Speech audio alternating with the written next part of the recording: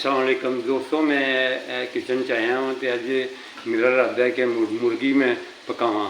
तो वो वास्ते ना मैं प्याज कटिया सर, यह प्याज कटिया, हाँ जी, यह प्याज कटिया, ये मैं पकावांगा हूँ मुर्गी तो खावांगा। बाहरों ज़ाहिर खादा नहीं जाता इस वास्ते कि बाहरों फूड नहीं अच्छा, हलाल फूड नहीं मिलता, लिहाजा इस वास्ते मैं इतों ही अपना एक खावांगा। बड़ी मेहरबानी, बहुत शुक्रिया जनाब।